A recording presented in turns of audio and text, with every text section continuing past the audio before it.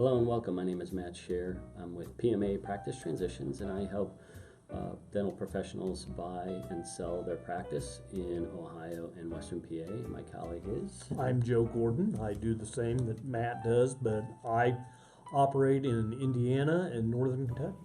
And our subject for today is transitioning a specialty practice. It is an interesting subject. It is.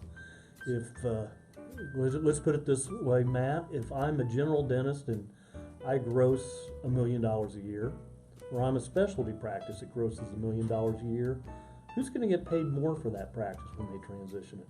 The general dentist. The general dentist. Right. Yeah, I think when we talk about specialty practices, obviously you have perio, endo, which is endodontics, oral surgery, pedos, which is periodontist, and orthodontists, and periodontists, as I stated, which is perio. But I think if you're a periodontist, an endodontist, or an oral surgery, and you're thinking about transitioning your practice sometime in the future, you probably need to start a lot sooner than a general dentist, or even an orthodontist or a periodontist as well. Why is that? Well, one, you have a much smaller population of potential buyers out Correct. there. You almost, and I've seen some of the most successful ones, is groom a potential buyer while they're still in their specialty residence. Yeah, that's a great one. That is a great time to get in there, and your participation maybe in that residency program can help you get a lead on somebody that can do that. Yeah. You don't have in a lot of these areas the consistent patient flow. You don't have recurring work. It's Right. not an annuity. In a general practice, patients are somewhat of an annuity. You're going to see them twice a year, just like clockwork. If you're an oral surgeon or an endodontist, nobody drives by and says, "Hey, I think I'm going to have a root canal today," Right. Or I think I'm going to finally get that last wisdom tooth pulled out, or whatever. It just That's not how we operate. We all know that. So it makes it much more difficult to sell these practices. The multiple of gross revenue is not as high since they're referral based. Correct. And we have the smaller population of potential buyers. Right. So we have to think much farther ahead, probably almost, let's say, double the amount of time that you would think about selling a general practice. Yeah.